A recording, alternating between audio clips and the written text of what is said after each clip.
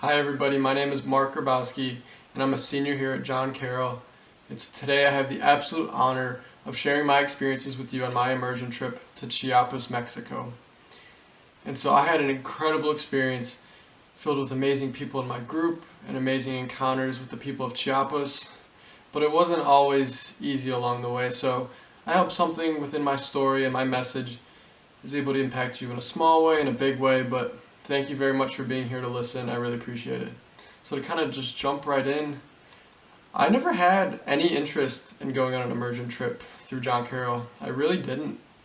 Traveling never excited me, and I confined to the comfort of my own home in Detroit, Michigan, and University Heights, Ohio. I was so comfortable. But life isn't about staying in the comfortable. It's about going out of your comfort zone. The greatest things in life are on the other side of fear. My immersion trip to Chiapas, Mexico was the greatest experience in the best and worst ways possible because it was on the other side of my fear. I kept pushing off this idea of even considering an immersion. Finally, as I entered the second semester of my junior year, my roommate Calvin, he asked me if I was going to be considering going on an immersion. I brushed it off and I just continued on with my week. And then he just continued to ask me if I was going to apply for an immersion. And I said I would finally look into it. And so I did. I had never been on any sort of trip like this before. I had never even been out of the country.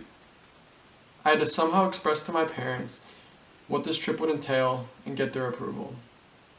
This was a big jump for me to even consider an immersion. These were daunting tasks I needed to clear. In the past, it would have been way more comfortable just to stay at home and not even consider an immersion. However, Jamaica really stood out to me when looking and reading the descriptions, and I was like, this is somewhere I could really see myself going and being on this immersion to Jamaica. I didn't really consider an immersion a JCU bucket list item.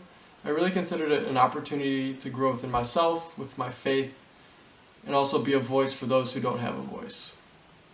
All of this really excited me. I applied and I ranked my top two choices as such. 1, Jamaica, and 2, Jamaica. I was so focused on the Jamaica immersion. I was so blinded. After working up the courage to actually officially apply for an immersion, time progressed and I finally got a decision email, and it said I was selected for the Chiapas immersion. And I said, excuse me? I don't even know where Chiapas is. What's the Chiapas immersion? I had my eyes so fixed on Jamaica that I was so caught off guard with this decision. I had my eyes fixed on Jamaica, but God had his eyes fixed on Chiapas for me, and I am forever grateful. I share this message with you because it took me a long time to 1, even consider an immersion, 2, actually apply for it, and 3, fully commit to it. After learning I was selected for the Chiapas immersion, I talked to many different people because I wanted to make an educated decision, because this was a big decision. And you can ask all these people I talked to. I was very unsure. I had no idea if this was actually something I wanted to do, even though I was selected. And so the reason I bring all this up is because I needed that push to apply. And today I want to be that push for you if you're considering thinking about an immersion, have thought about it, have looked into it. I want to be that push for you.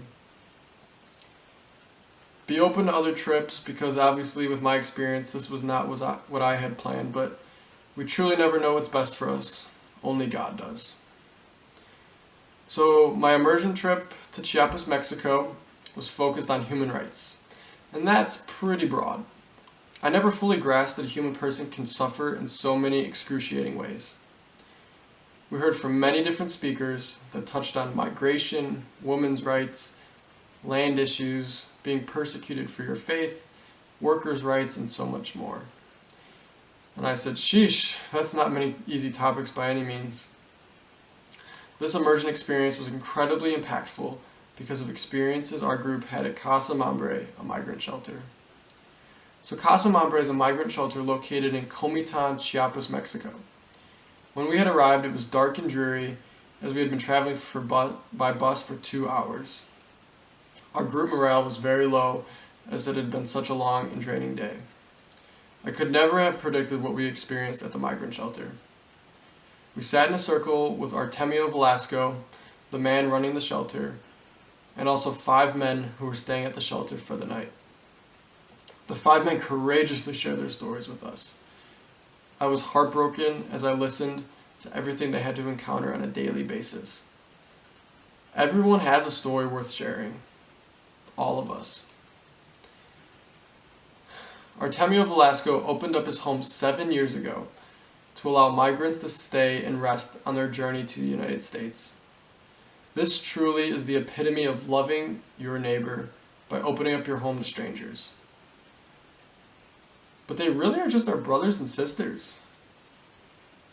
Every night before I go to bed, I make sure to lock all of my doors so that nobody can get in. He did the exact opposite. He opened his home to complete strangers. In this shelter, it offers migrants food, a place to shower, and rest. So all 5 men courageously shared their stories of what has led them to this time and place. They have walked for 10 days to reach this migrant shelter and are resting before taking off the next morning. The majority of the 5 men were walking from Guatemala with the goal of reaching the United States. Chiapas is in southern Mexico, which is 1,998 miles away from Nogales, Arizona, which is on the U.S.-Mexico border. The men outlined how it would take them over a month to be able to reach the United States, with even the slim possibility of being led into the United States. Why are these human beings fleeing their countries, I asked myself. I had no idea the real reason they were fleeing. And it's because they're leaving their countries that are violent. Their countries that they live in have become so violent that they have to flee, and they're going off to the United States to provide a better life for their families. They just want to keep them safe. And that's not what the media and news tells us. They tell us that they're bad people. I felt so uneducated and did not feel like their issues were my issues to care about. And boy, did that change for me. Through our entire experience, anywhere we went in Chiapas, we were referred to as brothers and sisters. We are all one human family created in the image and likeness of God. Through all of the vast human rights issues they face hourly, they spread so much love, kindness, and hope. They made us feel like we were at home, even though we were so far away from our so-called home. I started to think about how Mexican immigrants were feeling in the United States. I had this incredible experience in Chiapas, Mexico, and now I can make an incredible impact in my own communities of Detroit, Michigan, and Cleveland, Ohio. I can't change the world by myself, but I can do my little part. Through this experience, I've experienced so many holy moments that have given me a renewed desire to help those in need and fight for those without a voice. The 5 men courageously shared their stories with us, and they all have something extremely important in common with us. They are human beings too, just like us. We need to realize that. These people are not being treated like human beings. The men shared how they have been walking for 10 days to this location, and some are beaten up on the way, and it's disgusting to hear how they're treated. I want to leave you all with a challenge. Do something out of your comfort zone. The only true way to grow is to do something out of your comfort zone. Being uncomfortable kind of sucks. It's not fun, but it's where true growth happens. Traveling out of the country was completely out of my comfort zone. The whole trip was out of my comfort zone.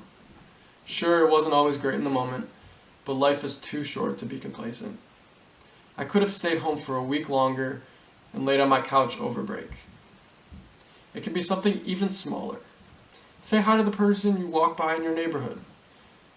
And send someone a nice text message filled with inspiration or kindness. Something so easy that something as little as that can be such a brave act of courage to inspire someone and change their day. And it's just a domino effect from there. I believe in us as a community and as a nation. We are all one human family. So let's start acting like it. Thank you very much for listening. I appreciate it. if anything resonates with you at all, I hope it's that there is so much good in this world and people. And thank you all for listening. Love you all.